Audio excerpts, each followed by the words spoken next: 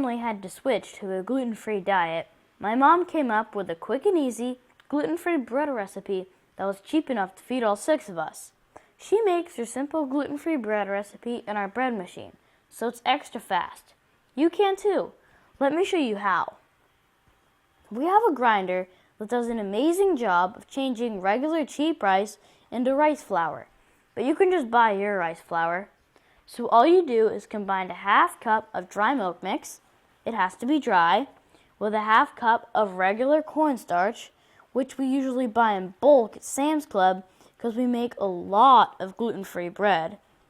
And the other ingredient is instant potato flakes. So add a half cup of that along with 2 cups of the rice flour. And that's the flour mixture Mom uses for every kind of gluten-free bread she makes. Just put them all in the bread machine pan together. Next, add a half teaspoon of salt and 1 teaspoon of baking powder. But check the label to make sure yours is gluten-free. You'll also need 2 teaspoons of guar gum. You can buy guar gum online or at a health food store, but you have to have it. If you leave it out, your bread will smell great, but it'll just crumble out of the pan. Guar gum can be kind of expensive, but it stretches a long way since you only use a small amount for each loaf. The eggs for this recipe need to be at room temperature, so place them in a bowl of very warm water for a few minutes before adding them. This is important, so don't skip doing it. It will help the batter stay nice and warm, which makes everything work better and faster when the yeast gets added next.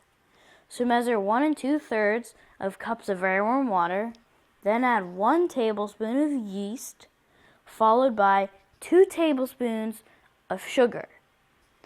Sprinkle it all over the surface of the yeast and stir gently. Let this warm mixture sit for about 5 minutes. Then pour it in. The last thing to do is to add 1 teaspoon of regular white vinegar, and then we're ready to place the pan in the bread machine. Set the bread machine to a 1-hour setting, sometimes called the quick bread setting. You can carefully scrape along the sides and bottom of the pan with a wooden spoon or rubber spatula. It helps everything get mixed together really well. And here we have a perfectly baked loaf of gluten-free bread. Be careful though, the handle and the pan will be extremely hot, and so will the bread. It is best to let the loaf sit for a few minutes, then turn it over. But it might be hard to wait, because it smells so good. So there you have it, fresh gluten-free bread in minutes. It's best fresh, but it also works great for toast. That is, if you have any left over. But if it's like my family, there won't be any left over.